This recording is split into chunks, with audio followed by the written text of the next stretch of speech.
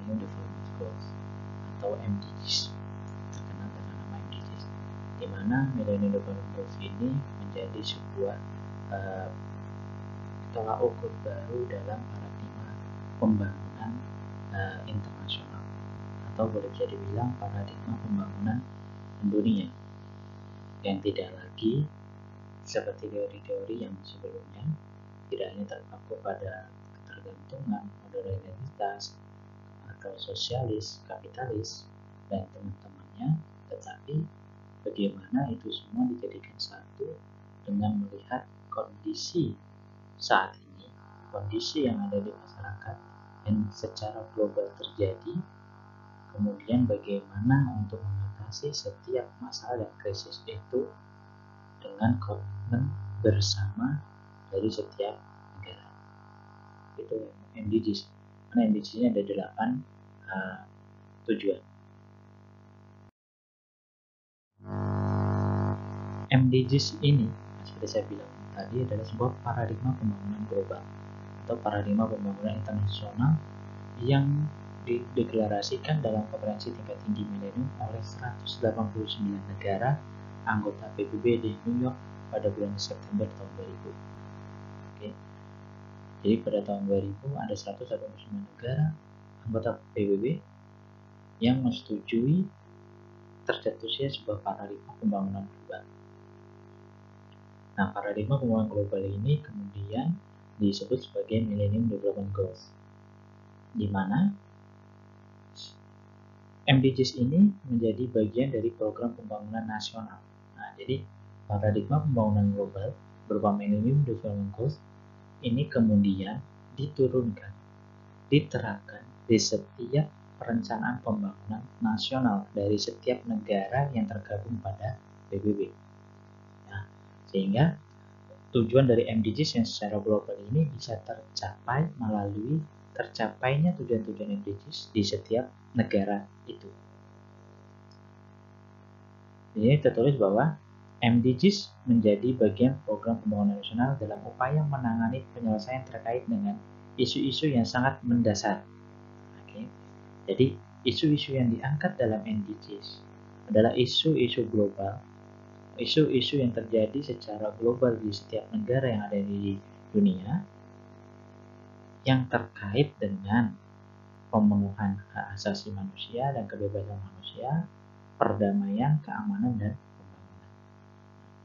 Jadi di sini kalau teori-teori yang sebelumnya yang kita pelajari itu semua adalah sebuah teori-teori yang kemudian diadopsi oleh tiap negara, yang dipilih oleh negara itu, yang menurut negara itu menjadi sebuah teori atau model pembangunan yang paling tepat untuk diterapkan di negara mereka. Nah, sedangkan MDGs adalah sebuah komitmen bersama secara global bagaimana setiap negara yang ada di dunia mampu menerapkan MDGs di dalam pembangunan nasionalnya untuk mengatasi isu-isu yang mendasar bagi kehidupan manusia, untuk menghadapi isu-isu global. Itulah MDGs. MDGs ini ada 8 tujuan. Tentunya seperti tadi sudah saya sampaikan, yang dimana 8 tujuan MDGs ini melingkupi isu-isu global yang terjadi di setiap negara yang ada di dunia. Yang pertama adalah menanggulangi kemiskinan dan kelaparan.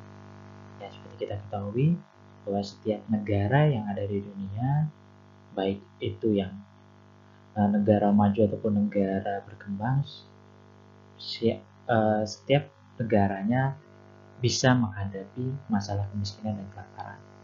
Cuman yang membedakan di negara-negara maju, mereka mampu mengatasi ini lebih baik dibandingkan negara-negara berkembang. Untuk tujuan yang kedua adalah mencapai pendidikan dasar untuk semua. Mungkin ini untuk negara maju bukan menjadi sebuah problem yang besar. Tetapi kalau untuk negara-negara berkembang, contohnya di negara kita sendiri, Indonesia, untuk mencapai pendidikan dasar untuk semua anak-anak yang ada di Indonesia masih belum bisa menyeluruh dicapai oleh setiap anak-anak yang ada di Indonesia dengan berbagai alasan, baik itu biaya, aksesibilitas, maupun fasilitas yang tidak memadai. Nah, tujuan yang ketiga adalah mendorong kesetaraan gender dan pemberdayaan perempuan. Ya, ini emansipasi wanita, bagaimana wanita tidak hanya di dapur, tidak hanya di rumah, tetapi bagaimana wanita dapat ikut serta dalam pembangunan, dalam kehidupan sehari-hari di dalam sosial bermasyarakat. Yang keempat, angka kematian anak. Ya, kalau kita bicara geografi penduduk, angka kematian anak dipengaruhi oleh banyak hal, banyak faktor. Salah satunya adalah kesehatan dan juga kemiskinan dan kelaparan. Jadi tujuan yang keempat adalah bagaimana angka kematian anak ini turun. Tujuan kelima, kesehatan ibu. Nah, ini terkait dengan tujuan 4, bagaimana kematian anak turun dan juga kesehatan ibu juga semakin baik. Tujuan keenam, HIV/AIDS, malaria dan penyakit menular lainnya. Ya, seperti kita ketahui, HIV/AIDS sampai saat ini belum ada obatnya, walaupun ada info yang bisa jadi valid, bisa jadi tidak, bahwa obat untuk HIV/AIDS ini sudah ada di negara Israel, tetapi belum dipublikasi atau disebarluaskan secara internasional. Nah, tetapi setidaknya di setiap negara yang lain, setiap negara yang ada di dunia, HIV/AIDS menjadi sebuah masalah. Begitu juga dengan malaria dan penyakit menular lainnya. Salah satunya saat ini ya seperti COVID-19 yang menular dengan begitu cepat. Yang ketujuh adalah memastikan kelestarian lingkungan hidup. Nah, jadi bagaimana kondisi lingkungan itu tetap lestari, tetap terjaga. Bangun tetap berjalan, ekonomi tetap maju, tetapi lingkungan tetap terjaga. Dan yang ke-8 adalah membangun kemitraan global untuk pembangunan. Nah, ini terkait dengan pasar bebas, terkait dengan globalisasi, sehingga bagaimana dalam proses pembangunan sebuah negara atau sebuah wilayah itu dapat melakukan kerjasama antar negara, atau tujuan dalam pembangunan itu terkait dengan kerjasama internasional, baik itu bilateral atau multilateral. Oke.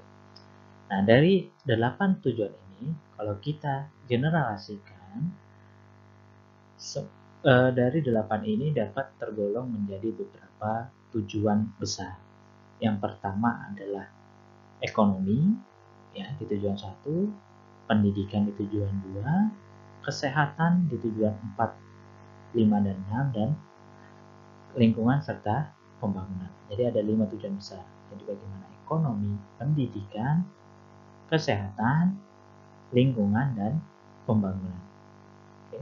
Atau kalau boleh disimpelkan lagi ya, menjadi hanya 4, pendidikan, ekonomi, kesehatan, dan lingkungan. Ini yang menjadi isu global yang harus diselesaikan dalam paradigma pembangunan global Millennium Development Goals, ya, yang sudah disetujui oleh setiap negara yang ada di dunia.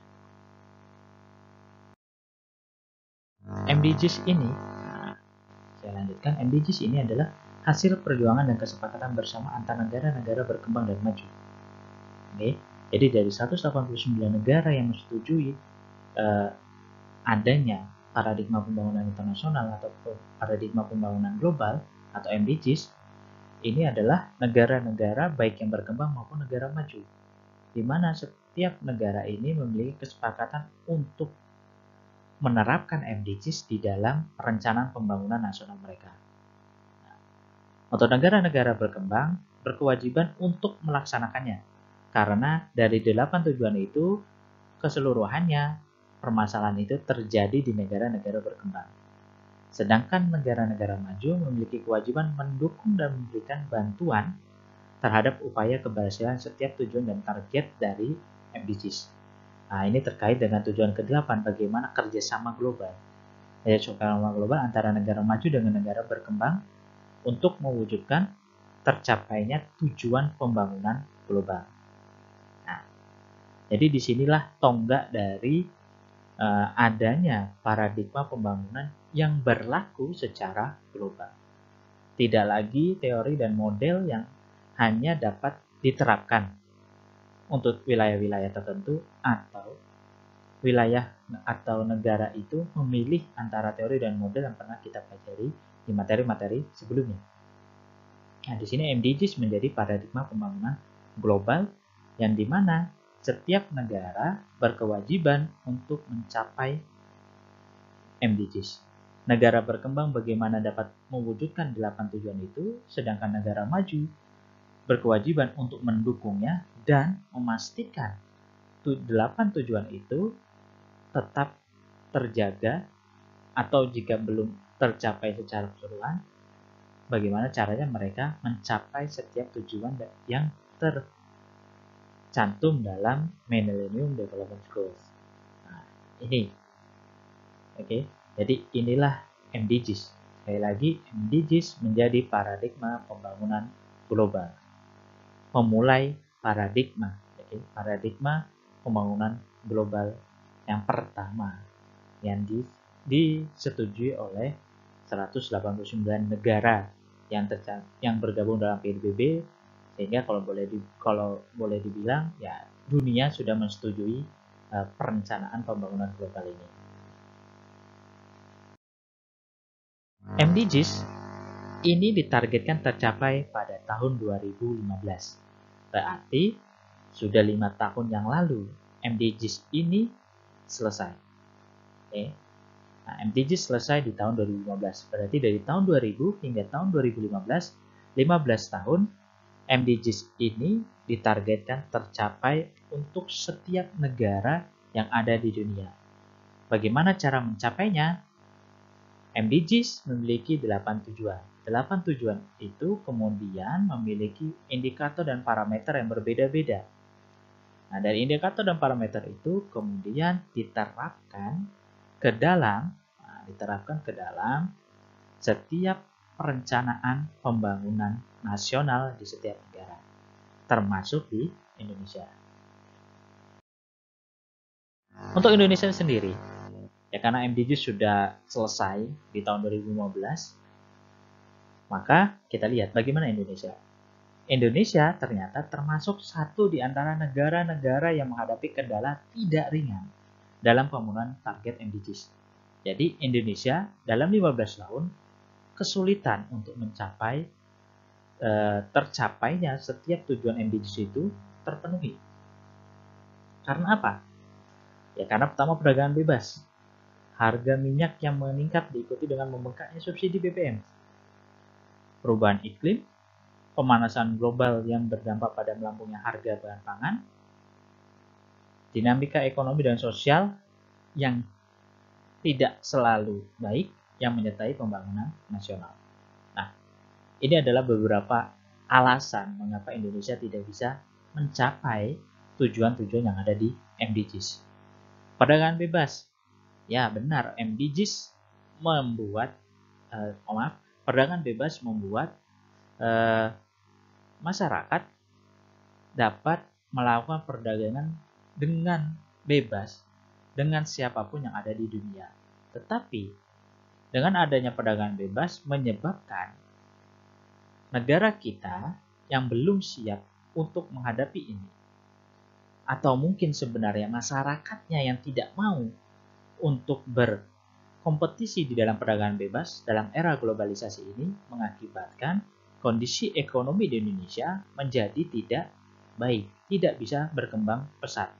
Yang mendapatkan keuntungan dalam perdagangan bebas yang ada di Indonesia adalah negara-negara maju, negara-negara yang berani untuk mengambil resiko dalam perdagangan internasional. Nah, sehingga kalau ini terjadi, dan memang terjadi di Indonesia, maka tujuan pertama yang untuk mengatasi kemiskinan dan kelaparan tidak 100% dapat tercapai di Indonesia. Itu yang pertama. Yang kedua, harga minyak yang meningkat. Nah, seperti biasa, harga minyak selalu naik, melambung tinggi, dan permasalahannya di Indonesia, pemerintah masih memberikan subsidi untuk bahan bakar minyak. Maka kondisi ini mengakibatkan APBN Indonesia, alokasi dananya tidak bisa secara bebas fokus untuk mencapai tujuan-tujuan dari MDGs yang 8 tujuan itu. Karena dananya terserap menjadi lebih banyak untuk subsidi BBM. Oke. Nah, ini memang menjadi sebuah dilema bagi pemerintah ketika bahan bakar dicabut subsidinya, maka akan terjadi pergolakan di masyarakat. Ya, seperti kalau yang kalian pasti semua merasakan di tahun 2010-an awal atau di bawah tahun 2010 banyak sekali demo-demo yang menentang meningkatnya harga minyak. Karena ketika harga minyak meningkat akan menimbulkan efek domino. Setelah harganya naik, maka harga barang-barang pokok akan naik. Sehingga ketika barang pokok naik, semua harga yang ada di pasar pun naik semua barang. Nah, kondisi inilah yang kemudian berbahaya jika terjadi. Tetapi jika tidak dicabut subsidi atau tidak dikurangi subsidinya, maka APBN negara menjadi tidak bebas untuk lebih dialokasikan untuk hal-hal yang lain. Misalnya untuk pendidikan, misalnya untuk pembangunan daerah-daerah terpencil, dan lain-lain. Walaupun mungkin di antara kalian juga akan berargumen, dananya besar, alokasinya memang tidak ke sana, banyak alokasi yang lain.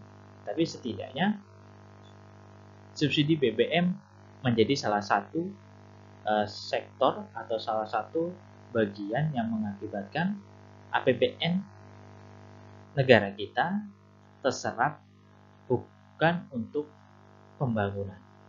Oke. Memang hak rakyat miskin, tetapi jika setiap rakyat Indonesia mau untuk mengubah gaya hidupnya, mau untuk keluar dari zona nyamannya, mau untuk mempersiapkan dirinya untuk mengikuti pasar bebas di era globalisasi ini, maka seharusnya ketika kita sudah mau bersaing, maka kita bisa mendapatkan keuntungan dari perdagangan bebas atau era globalisasi saat ini. Nah, ketika sudah mendapatkan itu, maka pendapatan setiap individu yang di Indonesia semakin meningkat. Dengan begitu, ketika subsidi BBM dicabut, masyarakat masih bisa menggunakan kendaraannya dan tidak khawatir dengan harga barang yang naik. Nah, ini ya, yang pertama. Tapi memang mungkin juga ada yang akan bilang di antara kalian bahwa untuk ikut perdagangan bebas ada masalah di pemerintah, di birokrasi pemerintah.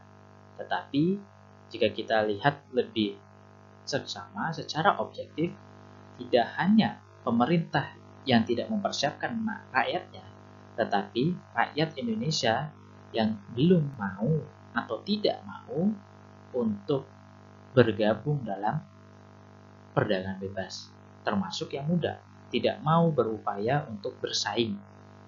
Nah, Padahal kita tahu ketika perdagangan bebas, globalisasi ini sudah terjadi, maka saingan kita bukan hanya teman satu kelas, teman satu kampus, bukan juga hanya teman di Pulau Jawa, teman satu Indonesia, tetapi saingan kita adalah seluruh anak muda, bahkan yang tua di seluruh dunia, di seluruh negara yang ada di dunia.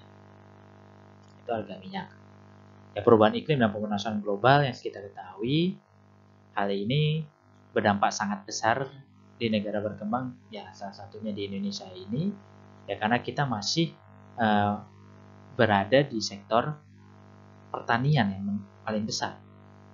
Dan ketika terjadi perubahan iklim dan pemanasan global, tentunya hal ini berakibat pada pendapatan di sektor pertanian. Nah, kalau kondisi ini terjadi, maka bahan pokok, bahan baku, bahan pangan yang ada di Indonesia jadi naik harganya karena ketersediaannya terbatas. Nah, selanjutnya dinamika ekonomi sosial. Seperti kita ketahui, presiden berganti setiap 5 tahun di negara kita berganti, dan setiap presiden memiliki cara membangun yang berbeda-beda, tujuannya berbeda-beda. Ketika beda pemimpinan maka beda kebijakan, ketika beda kebijakan yang tidak sesuai dengan masyarakat maka terjadi pergolakan sosial, terjadi dinamika ekonomi. Kayak seperti sekarang pilihan 1-2, nomor 1 atau nomor 2 sampai sekarang masih ada orang-orang yang menganggap itu menjadi sebuah kubu yang tidak bisa selesai. Oke, padahal calonnya 1 atau 2 sekarang sudah bergabung menjadi satu kesatuan di pemerintahan yang sekarang. Kondisi-kondisi inilah yang kemudian mengakibatkan setiap kebijakan tidak bisa tepat sasaran atau kebijakannya sudah tepat sasaran tetapi yang dituju objek-objeknya, masyarakat-masyarakatnya tidak mau mengikuti setiap aturan-aturan atau kebijakan yang sudah dibuat. Nah, ini laporan MDGs di Indonesia yang disusun oleh Bappenas. Dari 67 indikator dari MDGs, 49 indikatornya telah berhasil dicapai. Sedangkan 18 sisanya tidak bisa tercapai hingga akhir tahun 2015. Nah, apa saja yang tercapai? Nah, dari 8 tujuan, kita berhasil mencapai 5 tujuan. Dan itu pun tidak secara keseluruhan setiap tujuan itu tercapai. Nah, di mana untuk tujuan pertama kita berhasil bahwa jumlah proporsi penduduk dengan pendapatan kurang dari $1 per kapita per hari sudah semakin sedikit, berarti angka kemiskinan di Indonesia semakin rendah. Kemudian untuk tujuan ketiga, rasio perempuan terhadap laki-laki di pendidikan dasar, menengah tinggi, dan rasio angka melek huruf perempuan semakin meningkat. Ya, emansipasi wanitanya berhasil di sini di tujuan 3. Tujuan ke-6, angka kejadian kematian yang diakibatkan oleh penyakit menular semakin rendah. Untuk yang ke-7, rasio luas kawasan tertutup pepohonan berdasarkan hasil potensi trase dan foto udara terhadap luas daratan. Nah, ini rasionya berarti kalau dalam Permen PU nomor 27 masih di atas 30% secara rasio. Karena proporsi rumah tangga dengan akses berkelanjutan terhadap air layak dan santai layak di perkotaan semakin meningkat. Nah, jadi kondisi lingkungannya di perkotaan semakin baik. Secara umum kawasan tertutup perpohonan, berarti di hutan, baik hutan rakyat, hutan lindung, marga satwa dan lain-lain itu masih luas. Itu tujuan ke-7 berarti beberapa indikatornya berhasil tercapai.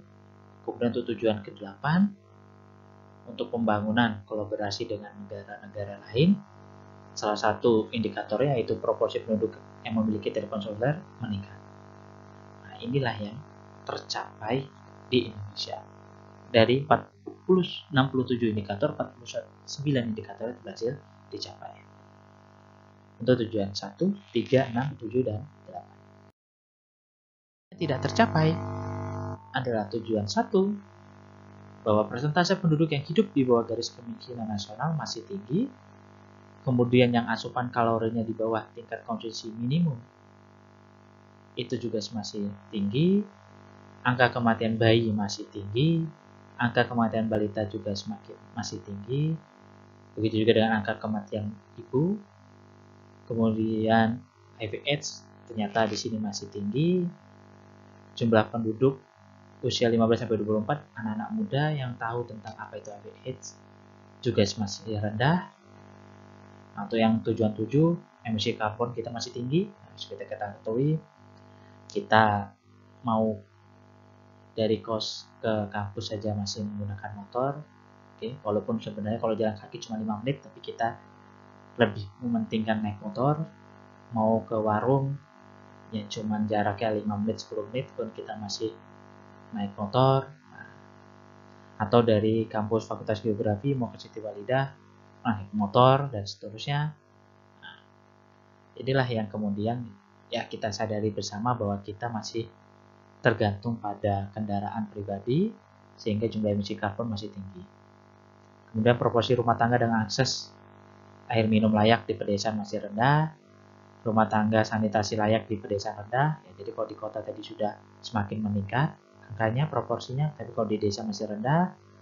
Kemudian rumah tangga kumuh di perkotaan masih tinggi, ya, seperti kita ketahui pemukiman kumuh di kota masih sangat banyak. Jakarta sampai sekarang, sebelumnya Pak Jokowi, kemudian Ahok yang menggantikan, bukan menggusur tetapi menggeser. Nah, walaupun sebenarnya menggusur kemudian menggeser ke wilayah yang lebih baik, tapi tetap saja masih banyak wilayah kumuh yang ada di kota Jakarta, begitu juga dengan kota-kota besar lainnya, termasuk di kota Solo.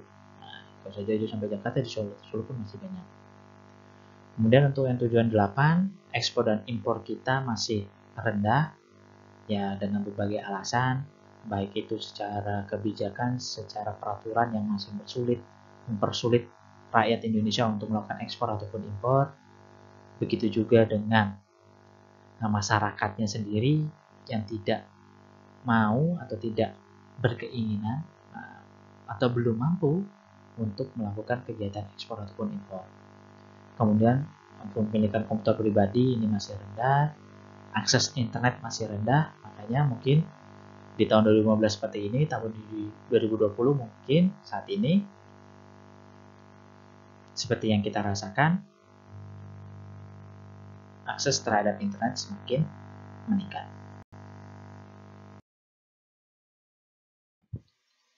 Oke. Untuk Indonesia, alasan ketidaktercapaian dari target-target MDGs yang diimplementasikan dalam pembangunan nasional, diantaranya yang pertama adalah kurangnya komitmen. Nah, ya ini seperti kita ketahui bersama, adanya kepentingan-kepentingan pribadi yang kemudian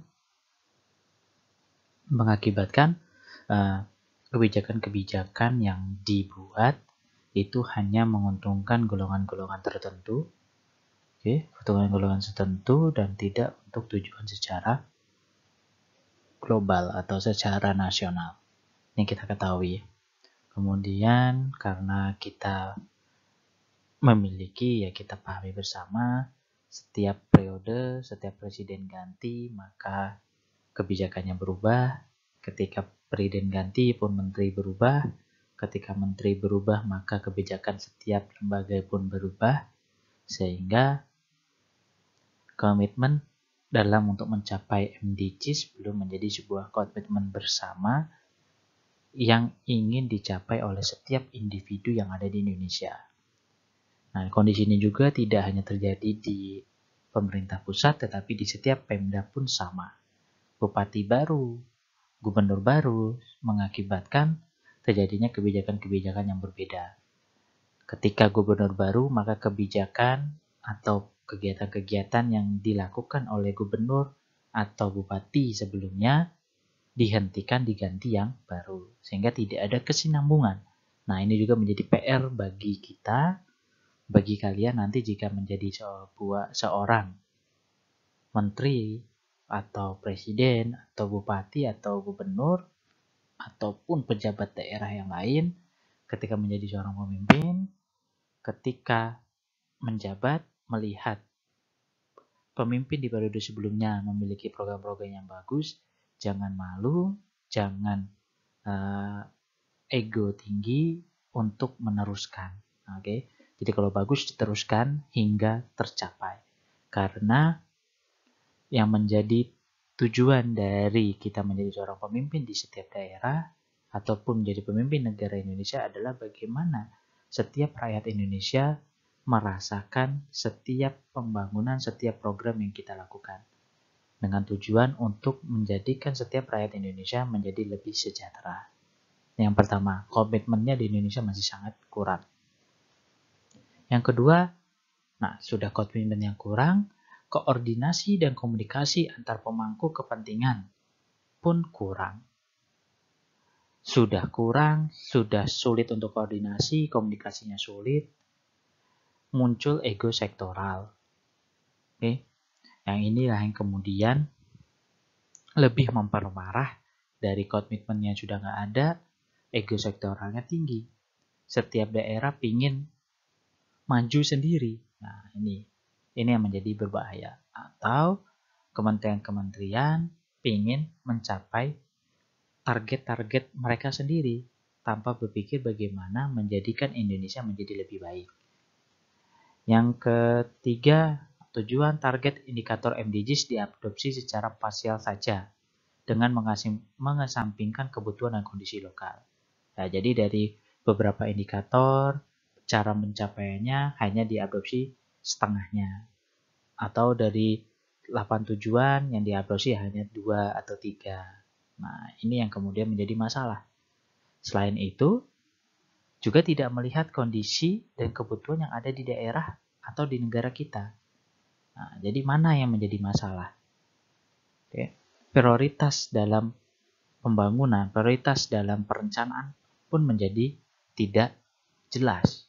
Nah, karena kondisi itu diperparah tadi yang di atas ada tidak komitmen, tidak ego sektoral, kemudian kondisi di lapangan tidak dilihat, kemudian target-target dan tujuan dari MDGs itu hanya sebagian saja yang diambil, oke, atau 1-2, tidak keseluruhan, mengakibatkan Indonesia tidak mampu mencapai target dari MDGs yang sudah disetujui secara global. Kemudian perumusan indikator MDGs yang belum memenuhi kriteria inklusif dan partisipatif. Nah, ini. Jadi MDGs punya tujuan, punya target secara global yang kemudian diturunkan menjadi target-target dan indikator-indikator di setiap negara. Nah, ketika merumuskan indikator, merumuskan kebijakan, merumuskan program, hingga kegiatan, program dan kegiatan. Nah, program dan kegiatan yang dibuat itu tidak memenuhi atau belum memenuhi kriteria inklusif dan partisipatif. Inklusif berarti program itu tidak hanya untuk golongan tertentu, tapi untuk seluruh golongan, untuk setiap elemen masyarakat, dan tidak partisipatif. Hal ini artinya tidak ada partisipasi masyarakat dalam membantu pemerintah untuk mencapai setiap indikator MDGs.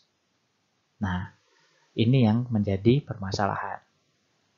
Nah, nanti kalau kalian mengambil perencanaan wilayah atau nanti kuliah di AKD, kita akan bicara masalah inklusif dan partisipatif ini.